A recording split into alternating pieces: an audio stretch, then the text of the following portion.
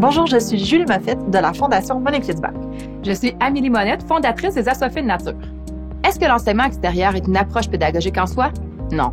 Tout comme enseigner à l'intérieur, enseigner dehors n'est pas une approche. L'enseignement extérieur permet d'amener les élèves à passer plus de temps dans leur milieu, les mettre en contact avec une nature de proximité et les engager dans des démarches d'apprentissage stimulantes. Et pour y arriver, plusieurs approches pédagogiques existent. L'apprentissage ancré dans le milieu, l'apprentissage par enquête, la pédagogie émergente et l'éducation par la nature en sont quelques-unes. L'apprentissage ancré dans le milieu soutient qu'il est primordial d'ancrer les apprentissages des élèves dans leur environnement afin qu'ils soient porteurs de sens. Le sentiment d'appartenance et la connexion au milieu caractérisent cette approche. L'environnement désigne tout ce qui entoure le jeune dans son quotidien. L'environnement devient la classe. L'apprentissage ancré dans le milieu favorise un apprentissage expérientiel, c'est-à-dire que l'élève est au cœur de sa démarche d'apprentissage. Par exemple, vos élèves effectuent des recherches pour découvrir et mieux connaître les personnages historiques du quartier. Vous pourriez inviter les élèves à prendre des photos et à enregistrer des témoignages afin de créer des capsules vidéo pour exposer la richesse de l'histoire locale. Comme vous le voyez, l'apprentissage ancré dans le milieu favorise le lien entre l'école et la communauté. Les élèves apprennent tout en s'impliquant à résoudre des enjeux réels de leur milieu. L'élève devient donc un citoyen à part entière puisqu'il est consulté, mobilisé et engagé. En complément à l'apprentissage ancré dans le milieu, l'apprentissage par enquête est un excellent outil pour garder vos élèves engagés dans une démarche d'apprentissage. L'apprentissage par l'enquête vise à cultiver, stimuler et user de la curiosité des élèves en mettant leurs questions et leurs idées au cœur de l'expérience éducative. Vous amènerez vos élèves à développer des compétences comme l'esprit critique et la résolution de problèmes. De plus, l'apprentissage par l'enquête est en lien direct avec le programme de formation de l'École québécoise puisqu'il met à l'avant-plan le questionnement des élèves. Par exemple, au préscolaire, vous rassemblez vos élèves dehors par une journée pluvieuse. Vous leur demandez d'où vient la pluie, où s'en va-t-elle. Les élèves proposent des idées tout en observant l'eau qui s'écoule dans la cour d'école.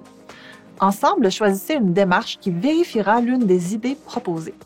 Vous vous lancez dans cette enquête et tentez de répondre à la question de départ. Cette journée pluvieuse vous aura offert une démarche stimulante pour approfondir plusieurs notions et compétences en sciences, en mathématiques et même en français. Cultiver la soif d'apprendre devient une priorité de l'enseignant.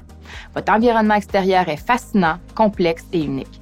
Une foule d'opportunités de découverte sont à portée de main. Votre milieu, quel qu'il soit, est un endroit idéal pour cette approche.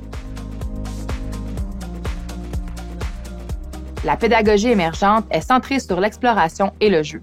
Par définition, la pédagogie émergente signifie partir de l'intérêt d'un enfant sur un sujet pour lui donner le goût de s'investir pour apprendre davantage et développer des compétences rattachées à ce sujet. Donc, la pédagogie émergente s'appuie sur la motivation intrinsèque des enfants. On mise sur l'observation et sur l'écoute de leurs intérêts, idées, besoins, questionnements. Votre rôle est de donner accès à un environnement riche en possibilités, exploration et manipulation et d'être disponible pour les accompagner. Toute situation de jeu peut faire jaillir des idées ou intérêts chez l'enfant. L'important est de partir de ce qui émerge de l'enfant, d'où le nom pédagogie émergente. Par exemple, à l'extérieur, vous mettez à disposition des pinceaux et de la gouache. Certains élèves commencent spontanément à peindre des branches pour les décorer. Ils se mettent à imaginer que les branches sont magiques. Vous en profitez pour leur demander d'expliquer le fonctionnement des baguettes. Écrivez avec eux les différents sons que font leurs baguettes magiques. Accompagnez ensuite les élèves à classer les baguettes selon leur grandeur, couleur ou caractéristiques magiques. La pédagogie émergente est souvent utilisée au préscolaire, mais pourtant, les plus grands peuvent aussi en bénéficier. Cette approche vous permettra d'être à l'écoute de leurs idées et intérêts tout en laissant place à leur imagination. L'éducation par la nature permet de connecter les élèves à une nature de proximité et aux enjeux qui la concernent. C'est par la connexion à leur environnement et les éléments naturels qui la composent que les élèves peuvent développer l'éco-citoyenneté. Grâce au contact fréquent avec la nature, ils sont amenés à comprendre l'impact qu'ils ont sur leur environnement et l'impact que l'environnement a sur eux. Apprendre par la nature permet à vos élèves de toucher, de voir, d'expérimenter sur le terrain. Ils peuvent faire des liens entre ce qu'ils apprennent et ce qui les entoure. Par exemple, vous amenez vos élèves dans un boisé municipal pour observer des traces des animaux qui y vivent. Demandez-leur de trouver des indices. Les élèves prennent des notes et font des croquis. Au courant de l'année, les élèves accumulent des indices récoltés dans la nature.